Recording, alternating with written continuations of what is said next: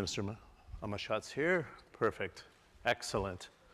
It's great to be back in Tianjin. I'm John Defterius. Please go ahead and sit down. Thank you very much. I'm a governance board member for SE for All, Sustainable Energy for All, based out of Vienna, which is a UN business operation, and a senior fellow here at the World Economic Forum in the Center for Energy and Materials. First and foremost, I want to thank the organizers for putting together such a robust panel as we check in on the energy transition. It's an amazing 2024, which often gets overlooked because of all the uncertainty in the world. We had better than $2 trillion go into low-carbon energy last year, solar, wind, deployment of battery storage, a lot of money going into nuclear energy. So $2.1 trillion, 2 times the level of hydrocarbons. But because of some of the uncertainties we have around trade today, conflict in different corners of the world, we often don't see that we're pursuing the business case for the energy transition, which I think is an amazing milestone last year. But on the negative side of the ledger, the trade conflicts that we've been seeing is actually hurting financing going into the global south, which is an issue we should address here. And how do we protect the Bretton Woods institutions to make sure they can do their part to deploy assets not only to the major economies of the world, and I think China's been the test case study for the transition, whether it's the manufacturing of solar PV, wind turbines, the innovation going into battery storage, and again, another overlooked subject, how much nuclear energy is being deployed here in China as well. But if you look at that $2 trillion that was distributed last year, we only had less than 10% go to the global south, and I'm referring to Southeast Asia, Africa, and Latin America at the same time. Even the small island states, which are yearning to get that renewable energy, are often overlooked in that equation. Let me introduce formally our panelists, so we can save the round of applause thereafter for timing.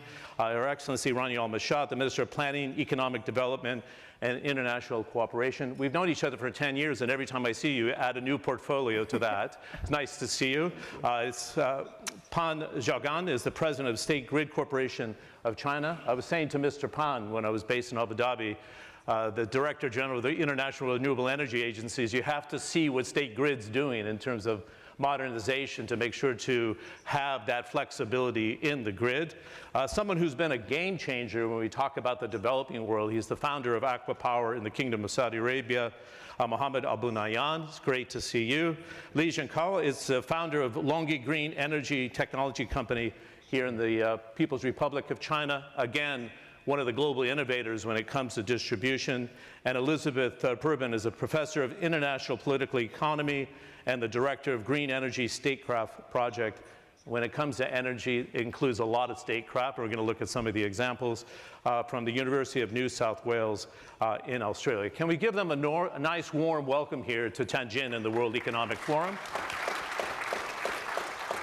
And we're glad to see such a healthy turnout here in the morning. Before we get started on the panel discussion, this is perfect timing when it comes to the energy transition and the check-in, because the Center for Energy and Materials just released its Energy Transition Index for 2025.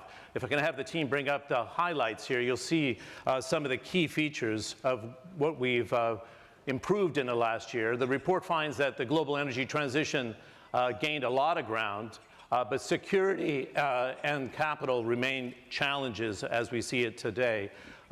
We have the energy triangle, of course, with energy security, sustainability, and access to energy at the same time. Obviously, because of the conflicts, energy security became a huge issue. But as I said, $2 trillion was deployed. The Energy Transition Index shows the fastest progress since pre-COVID-19, with 65% of the countries improving and 28% advancing across 3 core dimensions, that energy triangle I was talking about. Also, it's great to see that the major oil producers of the world, like Saudi Arabia, like Nigeria, like the United States, all made major gains in 2024. We're going to look at the list in a moment, but Sweden, Finland, Denmark, Norway, and Switzerland topped the index. We saw Saudi Arabia move up the poll to 60, but this is a true number. It had 390% more capacity in renewable energy, so we can talk about that. China had a fantastic year in terms of deployment. Emerging Asia led the way, and China is the largest investor in renewable energy. And despite the $2 trillion in clean energy investment, as I noted before, we need more money going into grids, often overlooked the modernization of grids to take on renewable energy as well, and highlighting the need that we have to make sure we deploy it to where it's needed most. It's not correct to have 700 million people in 2025 still without access to electricity, and 500 million of those are in Africa today. I'm sure the panel would be happy to address it. I'd like to start with Minister Rani Al-Mashat, and I've covered Egypt, as you know, for the last 25 years, particularly the energy developments with natural gas solving a lot of the energy access issues in Egypt, but some very innovative approaches to energy sharing within the Eastern Mediterranean today. We have energy coming from Egypt as a hub, both LNG, but renewable energy going into Cyprus and Greece and then going into Europe. I wanted to start off, though, what are the right policy incentives to accelerate that process? Because that's what we're looking for here in the transition. Well, thank you very much, John. Pleasure being with everybody, and particularly with you, given the coverage of energy you've been doing over the years. And let me here dissect your question into two parts. First, the gas and what Egypt is doing among the neighborhoods to ensure many of the points in the report, being the security, which is key, but also sustainability, which is important, and then on the renewables, because all of us know that through the different COP processes, nationally determined contributions, or the NDCs, play a very important role, not just in securing FDI and investments, but also the concessional finance that comes in order to be drivers of this FDI. So in the case of Egypt, our NDC is 42% renewable energy by 2030. And you mentioned the Bretton Woods institutions, and one key element and driver of the ability to crowd in private investments is to have different modalities of financing that can be provided to the big companies through blended and innovative tools.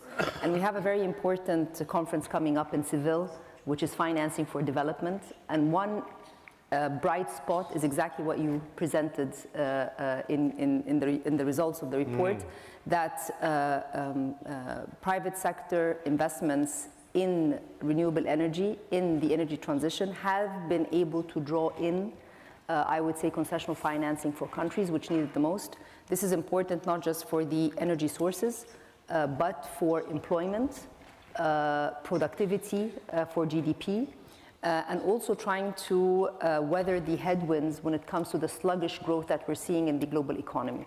So when I look at the renewable sector, I'm not just looking at it from the angle of lower CO2 emissions, energy transition. I'm looking at it in terms of FDI opportunity, in terms of employment opportunity, in terms of drawing in low-cost capital, which has become fundamental. In the case of Egypt, we have a country platform, Nexus of Water, Food and Energy, the NOWAFI platform. The target is 10 gigawatts of renewable. We've been able in 2.5 years to deploy close to $4 billion of concessional finance for 4 gigawatts.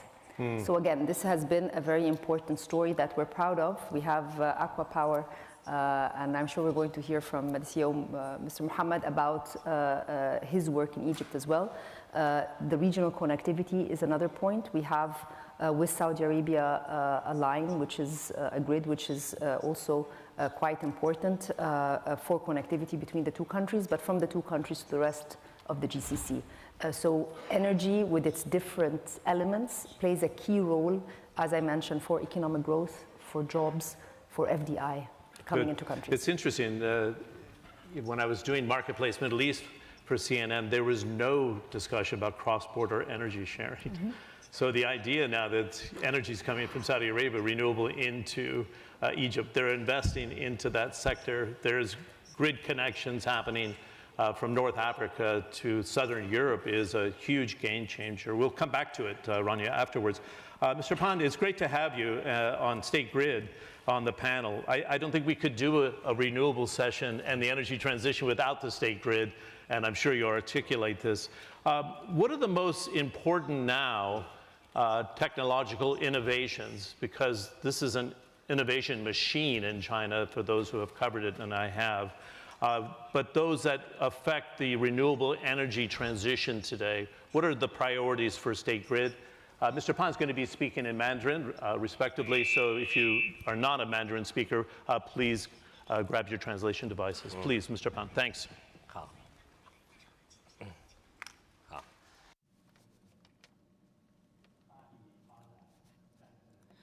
Well, to strongly develop renewable energy, this is the necessary pathway to energy transition and sustainable development. And may I take this opportunity to elaborate on China's situation?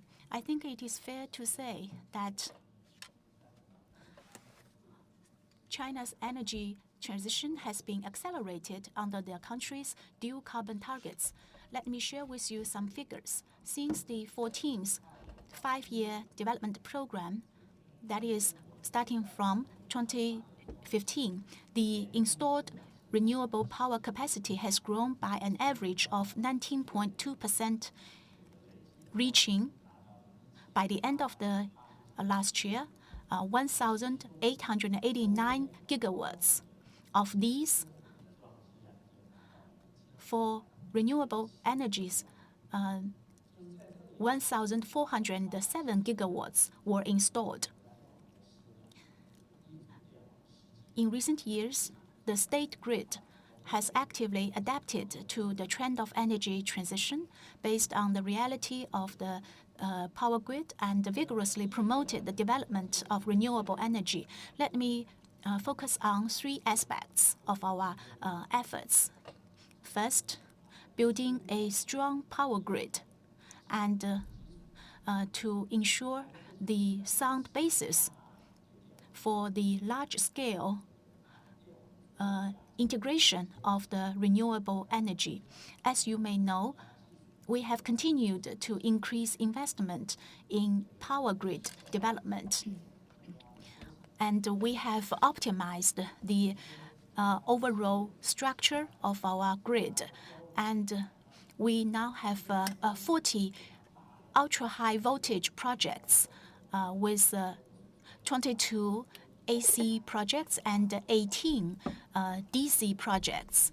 So these major projects can transmit the power in a trans-regional and a trans-provincial way.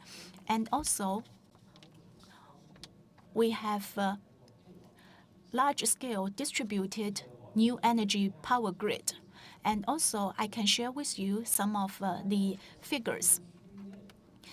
Within our operation, up to now, the installed capacity of wind and the photovoltaic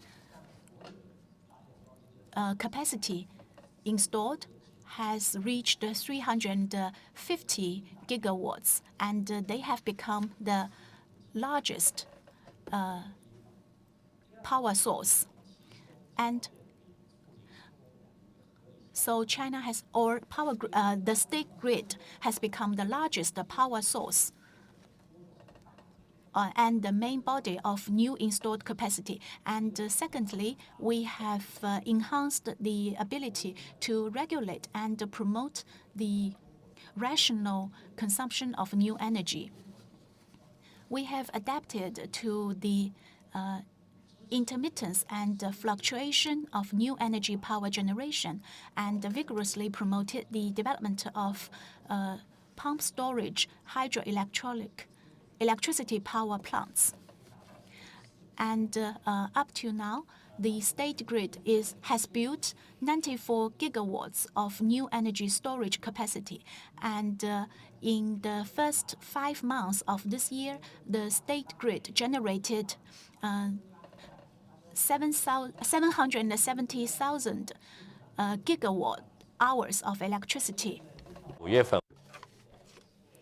From January to May, the generating capacity of renewable energy is 770,000 gigawatt hours. It took into account of 25% of all energy mix.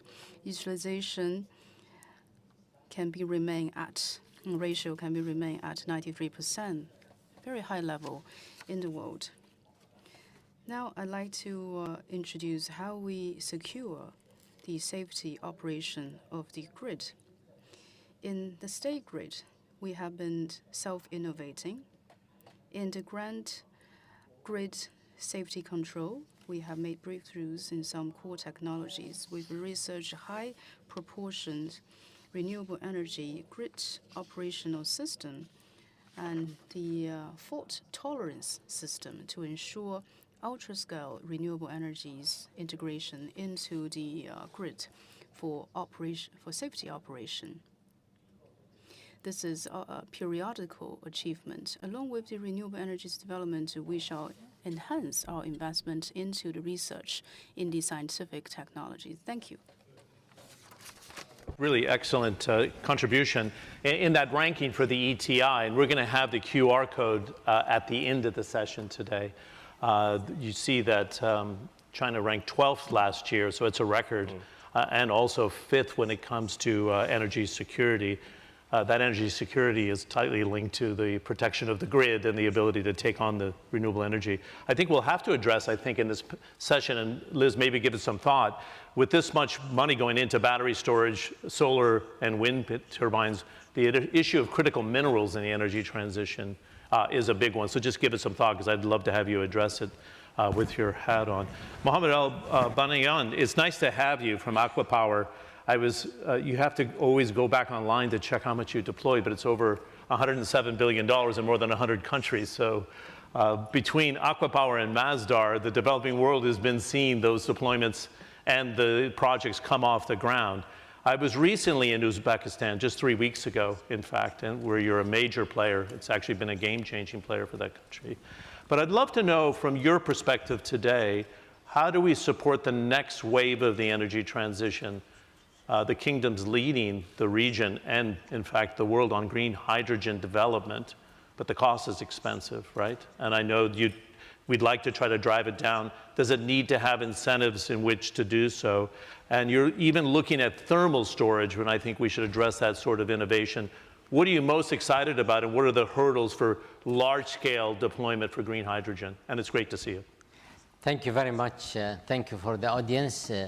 You know, Saudi Arabia, under the great leadership of our Crown Prince, our Prime Minister, with the Vision 2030, you know, energy transition is a reality. As you said rightly, Saudi Arabia being the biggest conventional energy in the world for over 80 years, today is leading the green energy. And it's often not overlooked, by the way. Nobody likes to believe it, but it's actually happening. And that's the reason our new policy and the new strategy is under implementation today is 50% renewable, 50% gas, efficient gas. And as Her Excellency Rania said about the 3 gigawatt between Egypt and Saudi Arabia, where the subsea cable will be this month, the first 1.5 gigawatt, and next year will be another 1.5 gigawatt. Saudi Arabia is not anymore a producer. Today we have 22 gigawatt under advanced, you know, construction and development. And every year we are now contracting a new 20 gigawatt of renewable. By 2030, Saudi Arabia will be 130 gigawatt of renewable. Please.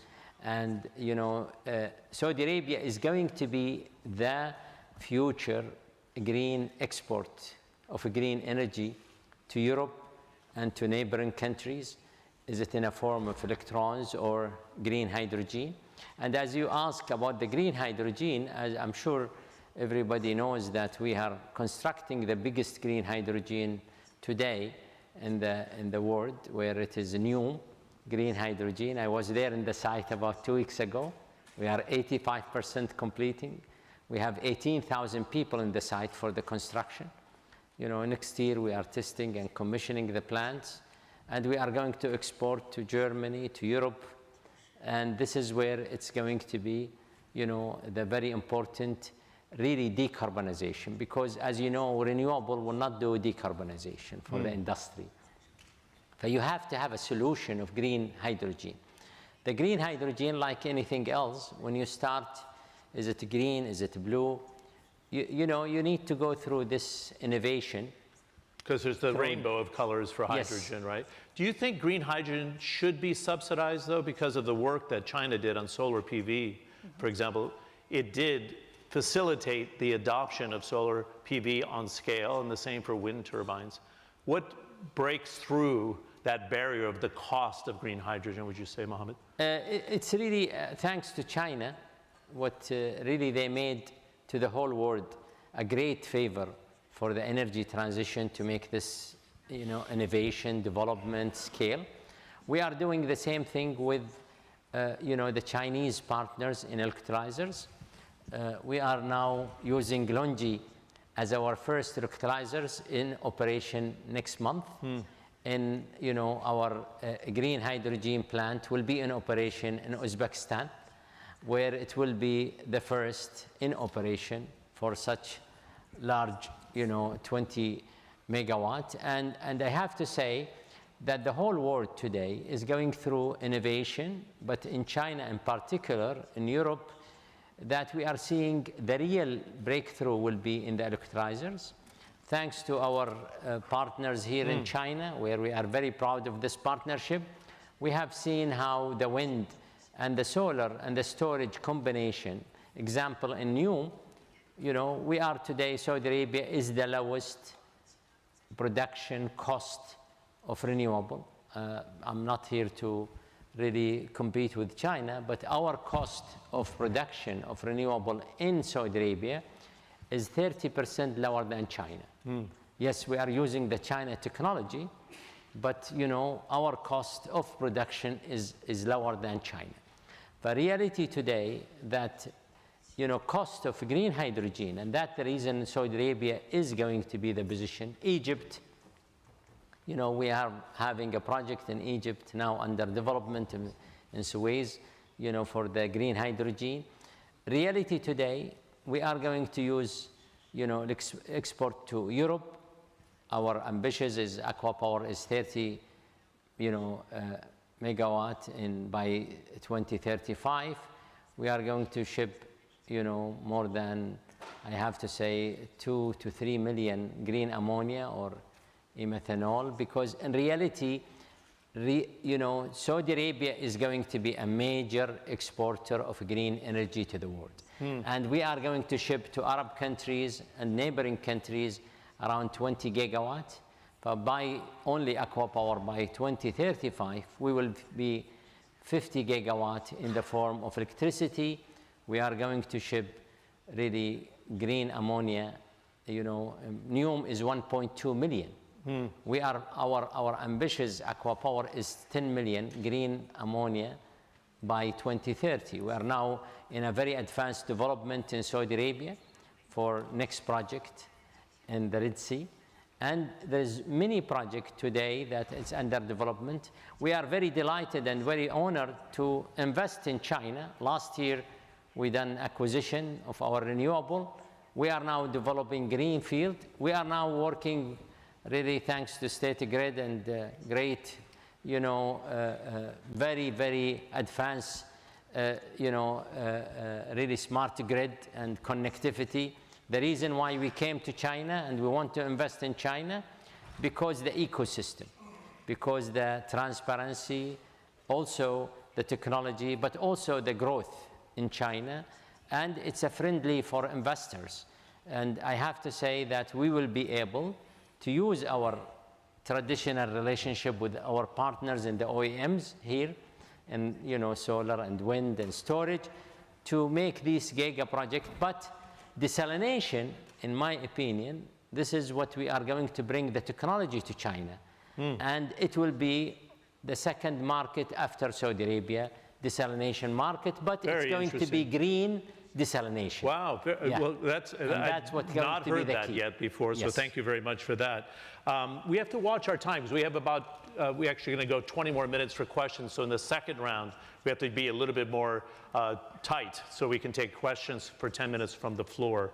That's just a signal to everybody on the panel here.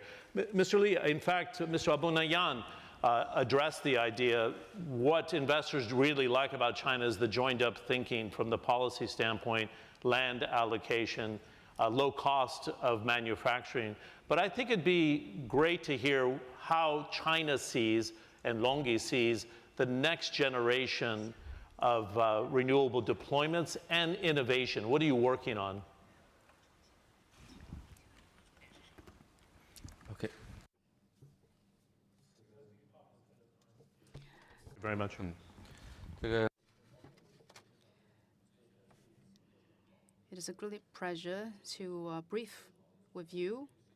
We're quite proud. In the last 10 years, we've been promoting and leading the solar power technology advancement and cost reduction in most countries and regions.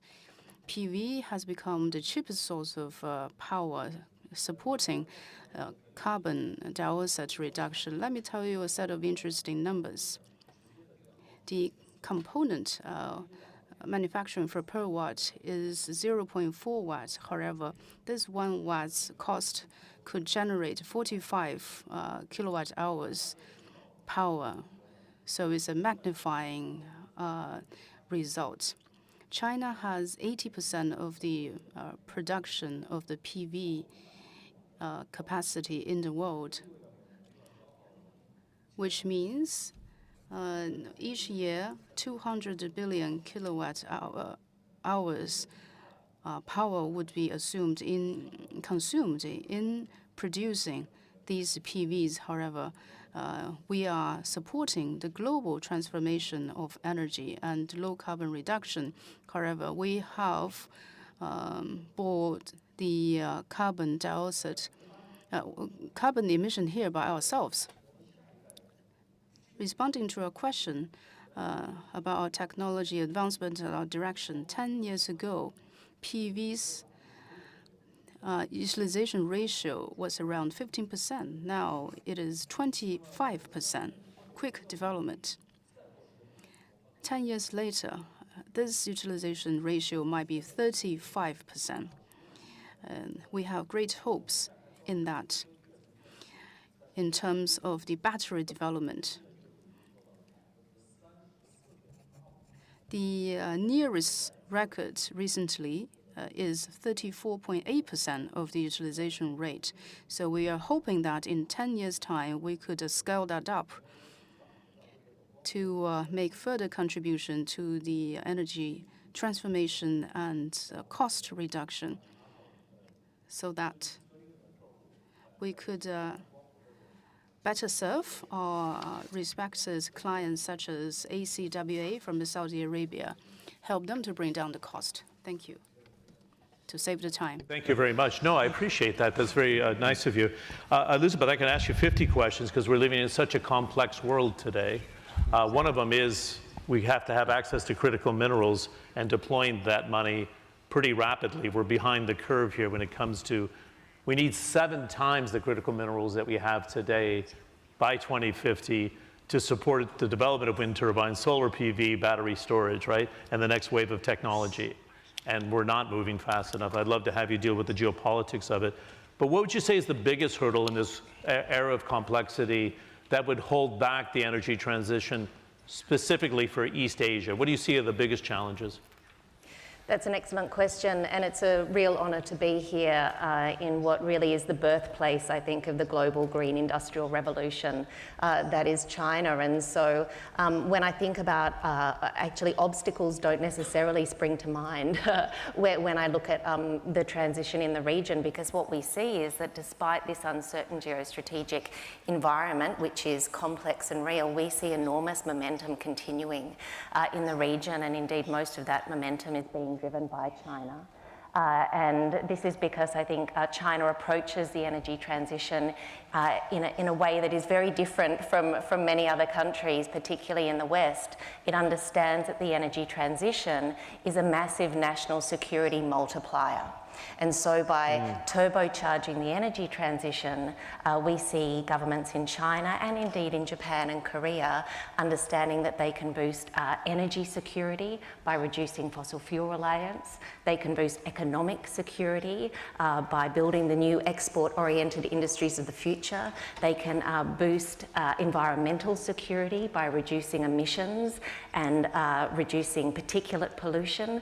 They can boost social security by creating new jobs and promoting regional development, and they can boost geostrategic security by promoting a good green image to the world, attracting allies and new energy partners. So this is a very sophisticated green energy statecraft that we see emerging in East Asia, and I think, you know, this is a model that is full of potential. And it's an approach that is there for any country that is smart enough, I think, to grasp the opportunity. And for that reason, because I think this is well understood in China, well understood in Japan, we will see that momentum continue into the future. Okay, just a very quick follow-up then. China, through having a very early indication of where it wanted to go in the energy transition and the role of critical minerals, has that refining capacity and also the mining capacity here in the country, but it's the hub. Saudi Arabia is emerging, as we know here, through the Future Minerals Forum and the strategy of the Ministry of Industry and Minerals as well. How do we make sure that the geopolitical risk does not stand in the way of critical mineral development, and that we can step on the accelerator in the West to get permitting at a faster pace? I'm sure you're looking at this, right?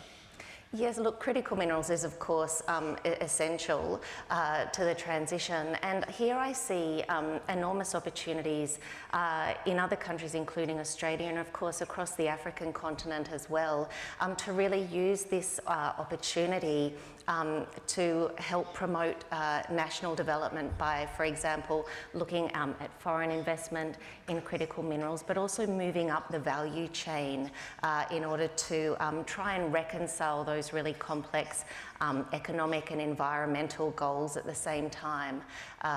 So I think that this, you know, looking more broadly, I think that it's not just a geostrategic issue, but it's a development issue, and that it really is an opportunity to bring countries, you know, beyond the West into the picture as well. Yeah, I mean, we could have Central Africa play a key role.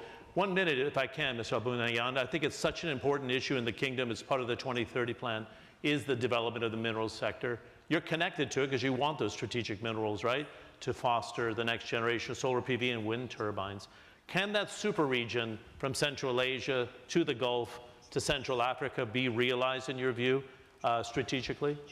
Yes, as you said rightly, is really, there is a huge need, and capacity today, you know, compared to the outlook that you need such development of such capacity. Saudi Arabia is really leading a huge initiatives of local content, where we need so much in manufacturing solar and wind. You know, it's going to be 30 gigawatt of solar manufacturing, you know, it's a solar panel of 10 gigawatt and 20 gigawatt of really waivers. And, you know, Saudi Arabia is really putting a huge initiatives now, as you said, in the mining sector, you know, to explore the mining, but also to develop this mining for really not only for Saudi Arabia. Saudi Arabia has formed a new company called Manara, where it is going to go for mining in Africa and also in Central Asia and other Asia, because you know, today the real, I think, advantage of Saudi Arabia having the most competitive energy. But we would like to see how we could leverage this competitive energy with our infrastructure and our planning of manufacturing, connecting, you know, these Africa, as you said, and Asia, and being sure that we have to really add value to these countries and to these people, because in reality, Africa is not the old Africa, where you take the raw materials and you use it somewhere else and you process it somewhere else. You need also to think reality today, is it in Africa or other countries?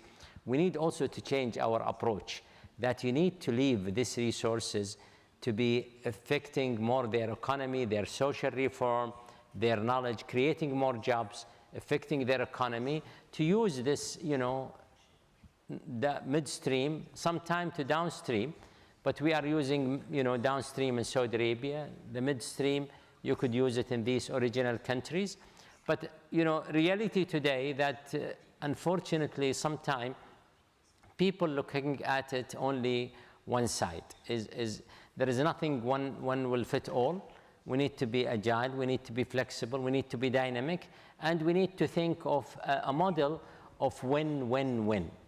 You know, I'm sorry to say that many times in the past, and I think this is the lesson learned, that we think people have to take advantage of other people. I think we need to think and be wise enough that sustainability is very important. Making people really impacting them in their countries and making them happier and more quality of life that we need to create. Great, thank you very much. And this could be the Africa century, right? Going into the 2100s, if we deploy the capital to make it happen. Yes. They're eager to play ball and do the downstream production of minerals, but everything else in the country. Minister Al-Mashad, you're such an ardent supporter of global collaboration, and I want to tie this into the energy transition.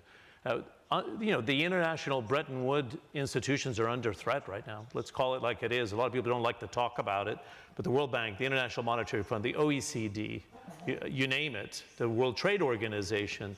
How do we make sure they're protected and they're resilient? And you can take initiatives like the Belt and Road Initiative, for example, or the Eastern Med Basin to foster collaboration that it can withstand the shocks to these organizations they're getting today. There's not a magic potion, but they have to be resilient, correct?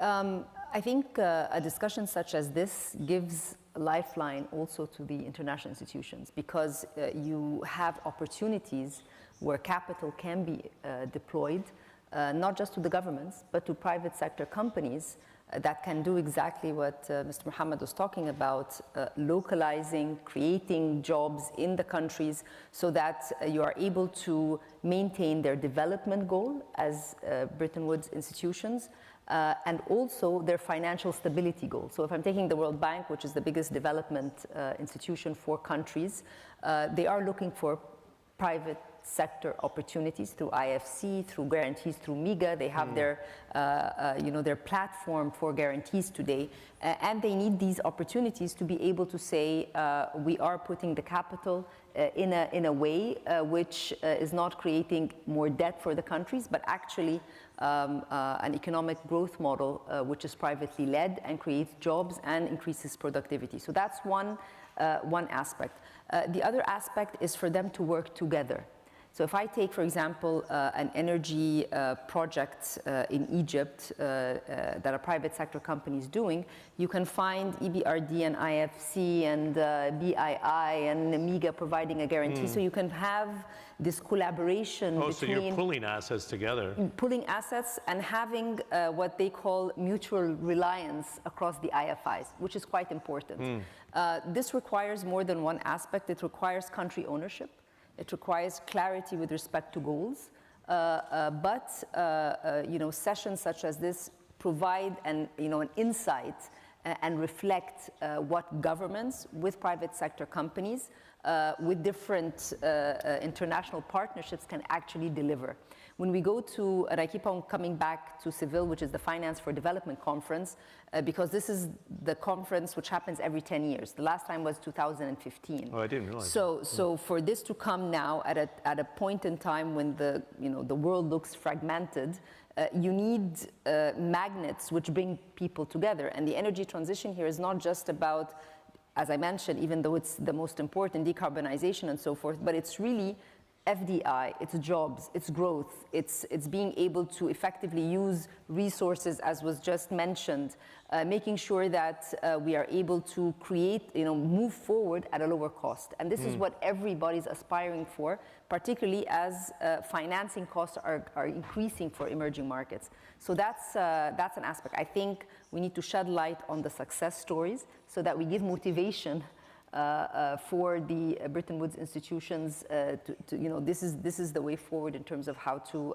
find these important opportunities. Good. For somebody who's covered energy for so long, the development of natural gas in the country, which many of the development banks and private sector didn't want to subsidize or invest in hydrocarbons, it would have been a dramatic error.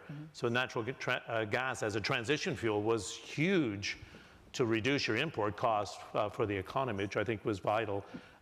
Even those institutions now have recognized you still need to invest. They had to be flexible enough to support both natural gas and renewables. You'd agree with that? The last meetings and the spring meetings in Washington, that was mentioned explicitly.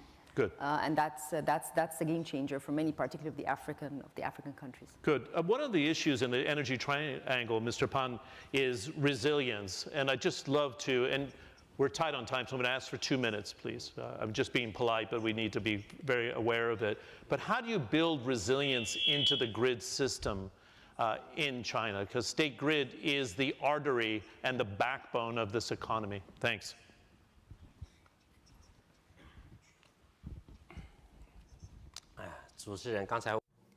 Well, the question our moderator has put forward is really a critical question.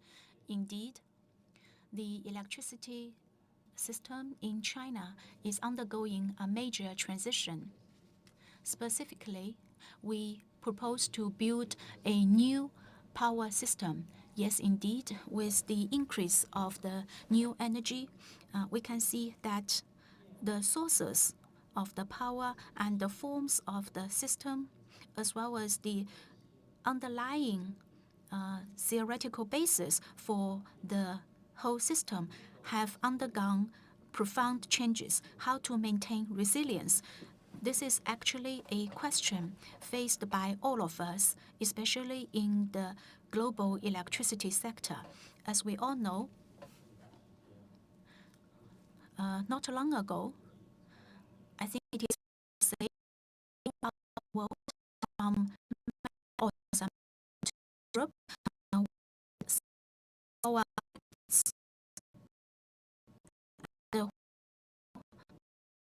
The question how to ensure resilience. I think we need to improve the is to prevent the scale blackouts. Here, doing some like the of the stability of the grid. For example, we are forward predictability of the energy and also the flexible regulation system or the response to the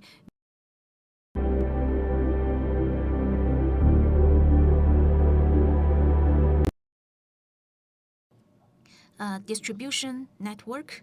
We need to make up for the weak links and ensure that we can build a more resilient system. Apart from that, I would also be very briefly touching upon the innovation. There are also things we should do to ensure innovation, like the simulation of our system and also the control of the simulation. And these are things that we should do, and as well as some forward-looking studies, like for the superconducting transmission studies, and also the development of our electricity market. As you know, the power market in China is being accelerated. I think I can say in this occasion that China has an objective, that is, by the end of the year, we should have a unified power market in the country. And State grid is part of this initiative, and we are making efforts on it. And I hope we can. I'm confident that we can accomplish this target this year. Being so direct with the answer, it's a huge issue that's often, again, not considered the pre-planning you need for grid resilience. I think we've had that shock in Spain this summer. We don't know if it's a cyber attack or an overload of the system. The complexity is a big one. Mr. Aboneyan, I think it's fascinating because you're in more than 100 countries. What's the key lessons you would share with this audience about the hurdles? I've talked to your team in Uzbekistan, for example, and some of the other markets you've been in, and they said the level of clear governance now in some of the developing markets is very clear. But what are the hurdles that you think need to be kind of knocked down to make that deployment and development happen at a faster pace? Just be aware of time, please. Thank you. The real biggest hurdle is leadership. If you tell me, if we take example Egypt, if we take example, Uzbekistan, it's all about leadership. I think what we are lacking in many countries in the world today, leadership. And if you tell me the biggest obstacle and the biggest hurdle today in many countries in the world is leadership, being able to really have 100% clarity of what will be the policy, the plan, the implementation, how transparent, how the PPP model is going to really do well in the country when it comes to way of doing things. And let's take example of Uzbekistan. Uzbekistan today really rank number 2 in aqua power. As we speak today, we have $20 billion investment in Uzbekistan. Wow. We have 11 gigawatt under construction and under operation. It is in 4 years. Why? Because well and means. Today, they are reducing, huge percentage of their gas usage before, and they are making, thanks to State Grid and Southern Grid now and others, they are now making IPP in grid. And, it's really, I have to say that the biggest issue is today, again, affordability. Her Excellency talk about how we cooperate together, the DFIs, the other institution in the world today, because affordability. The affordability issue is we are not really focusing at it. Well, it's a great point you make, because if you look at the lending rates, as you brought up, Minister, you're looking at 5 to 10 times the rate in some of these developments. Yes. How do they, and it's like suffocating the transition. Yes, and that's the reason I am still of the opinion, the whole world, I'm sorry to say this, I'm not here to criticize anybody, but the whole world is talking too much and doing very little. And if we talk about Africa, for the last centuries, what we have done, we talk only. How much did we deploy? How much we have really supported this affordability? How did we done in Africa, example? The answer is 1.5% of that $2 trillion. The global north, has to really look serious about the global south, because, the global north, they are giving lecture and they are giving you a lot of things that you need to do, but in reality, they did not want to put their, commitment to deliver this, added value to the global south. Reality today, if we want to make it happen, we need to work together, and we need to help many countries of accessibility today. I'm sure that you know better than I do, as you said in the introduction, about how many people have no accessibility of electricity and water and everything else. Why? Because we are not able to work together, and we are not able to impact. Thanks to China, people, some of them accusing One Belt, One Road, it's one of the best program that has happened. And really helping these countries and developing these countries and supporting these countries to really be able to make it happen. Okay, excellent. What a great conversation. We have 11 minutes. I want to leave 5 minutes for some questions from the floor. So, Mr. Lee, I wanted to ask you something again. If we look at the energy transition and the work that's done at the center here at the forum, they're addressing efficiency efficiency is the low-hanging fruit. So if you saved 15% on energy demand through efficiency, it would be an absolute game changer for the world today. What is LONGi doing on efficiency that you can address how this will affect the transition? You can even use the Chinese example, please. Okay.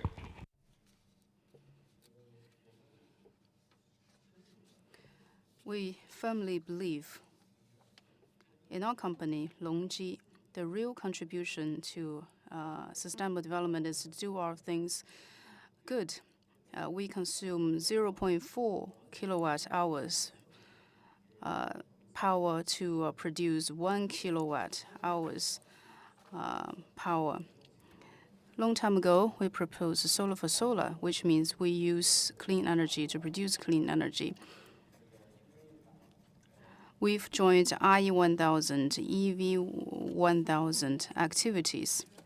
So in our production lines, we have been brought down the energy consumption drastically. If we compare with 10 years ago, we've reduced 60% of the energy consumption in our manufacturing. Because 10 years ago, we consumed 1.2 kilowatt hours power to produce 1 kilowatt hours power. Actually, we could do more. In the past 10 years, we could do more in energy conservation, raising the energy efficiency to improve the landscape. We're trying our best to use clean energy to produce clean energy. Thank you. Liz, you have the last question, then I'm going to try to take some questions. If you want to put your hands up, we only have 2 microphones. We'll get some microphones distributed in the meantime. It's a complex world today, and I'm trying to figure out what are the internal barriers you see. This is something I asked Mr. Abonayan for the developing world. And how do they connect with the realities that energy demand's going up, Liz? We had energy demand up 2.2% last year. And we haven't even had deployment of AI, which is going to surge energy demand. And then we haven't layered on quantum computing, again, another driver of energy. How do we balance these things out to knock down the internal barriers fast enough if you know that energy demand from AI and quantum's coming? That's an excellent question. And, you know, I think it's worth putting out in this context too, that at the moment, China is meeting all of its new energy demand with renewable energy. So this is quite incredible, and it can be done. For me, I think it's about really, it's a problem of imagination in a lot of ways. When we think about the biggest obstacles to the energy transition, especially in the West, you know, at the moment we see a high degree of political polarization and a great an emerging opposition to the energy transition in light of that. And in some ways, and I think this is possibly an uncomfortable truth, this is a result of the way in which we've talked about the imperative of the energy transition. We have tended to centre the imperative of climate change, and that we need to do the energy transition because of climate change. And of course, this is absolutely true. This is the moral imperative, but the problem is that is only one of the reasons why it's imperative to do the energy transition, and an almost exclusive focus on the climate change imperative has led us to emphasise, I think, the costs of the transition. And it's also left us open to the politicisation of the transition, especially by populist regimes. And so I think what we need to do, especially in the West, is to recast how we think about the purpose of the energy transition. It's not just about addressing climate change. It's about promoting this really comprehensive security-enhancing agenda. It's about energy security. It's about economic security. It's about social security, and it's about geostrategic security as well. So I think in reframing the transition as an opportunity, and especially an economic opportunity, then we have some hope of meeting the scale required, the enormous scale required of the rollout to satisfy these growing energy needs. Yes, I mean, if you look at the sector, and we all do on this panel, I mean, it's the job creation of 35 million jobs to 2030 would be an incentive enough on development, right? There's other harsh realities, and we had record emissions last year despite all this deployment. Yes. We have 3 years left in the carbon bank, and it was the warmest year on record since measuring of data was available. So if people can't believe that the climate is changing, they're living in a cave, right? And that's where the politics came into this. That's true. And so the question for us is, how do we build that social and political consensus for the transition in light of that reality? Good. I'm going to take 2 questions from the floor. We have 5 minutes left. We have a hand here in the front row. We have to be really quick with the microphones, please. Hand here in the front row. Thanks. And is there another hand up here? We'll come here for the front row. Thank you. Thank you. Just, I ask super direct question to somebody on the panel. Thanks. Sure. So my question is to Abney Yin.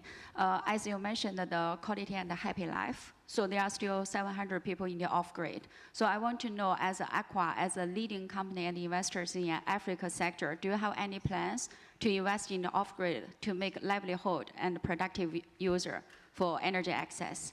Thank you.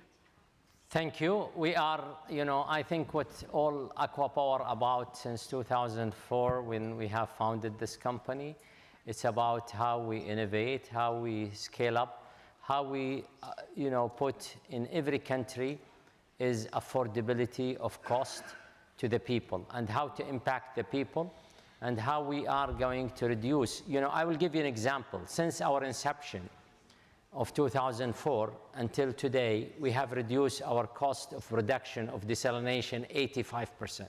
Ooh. How did you do that? And if we go today to renewable, I will say that today, since we started in our renewable program in 2010 until today, is almost 90%. And if you see, how we are doing in the green hydrogen. Today, our green hydrogen is 50% less than any cost of any green, hydrogen today under planning or development. Wow. What's all about the model of Aqua Power is how to innovate, how to develop, how to scale up, how to put, a cost that is going to be affordable for the user and the customer. And that's what makes Aqua Power really expanding in the world today very fast, because we are connected our agenda to the local people, that we need to create jobs, we need to give them the lowest cost, we want them to be able to use it in 20, 30 years. We will not be protected by the contract. We will be protected by how much we give added value and deliver added value to the people and to the countries. Great, thank you very much. Quick question here, please, thanks. Question goes to Ms. Minister. First, as you mentioned, to employment. Minister Al-Mashad. Yeah. Okay, good, thanks. Yeah, as you mentioned, employment and this great idea on the private-public sector combination. I want to know what are the industries that are developing very promising thanks to the prosperity of new energy in Egypt, for example, AI data center, I don't know. And the second is on green hydrogen. Now the media likes to quote Egypt as the future center of green hydrogen for the world. But actually in a global framework, the commercialization speed of green hydrogen is lower than expectations. So I want to know, what is Egypt's strategy to achieve both commercial and social good from green hydrogen? Thank you very much. Thank you so much for your question. Just on green hydrogen, because it was mentioned, and John had that question, what is holding it back? And I think it's the offtake, the cost of the offtake. Pricing it is one of the elements which is stifling a little bit its fast development. Mr. Muhammad talked about Saudi Arabia and the prospects, but in general, costing it is what's is an issue. And one of the ways to push it forward is also, in our case, there was the deal with Scatic and so forth. There was some input from BMZ in terms of the offtake. So that's one of the aspects. In terms of renewable energy, in a country such as Egypt, the consumption, for example, in households is so big. So to be able to deploy many of that to the renewable, you save so much in terms of efficiency. In terms of industrialization, we have the heavy industries in the case of Egypt, be it steel, cement, fertilizers. These are very energy intensive sectors. So if you're also able to have them use more of the renewable, that's going to be one key aspect. Today, in each of the new industrial zones that are put up, there are incentives for companies to be able to, as they are starting their business, to have renewables.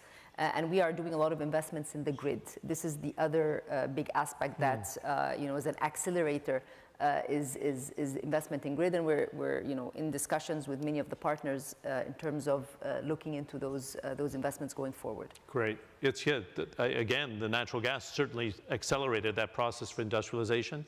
I want to bring up the QR code for the Energy Transition Index. If you haven't seen it, the analysis in 2025, you can scan that now.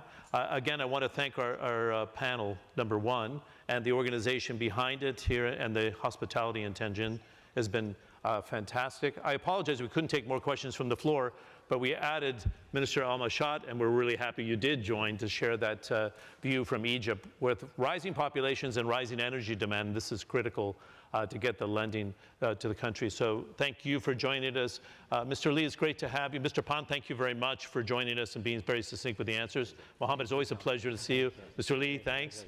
And Elizabeth, thanks for being flexible with all the questions I was throwing your way over there. Can we give a nice round of applause to our panel? And thank you very much. Yeah? Thanks.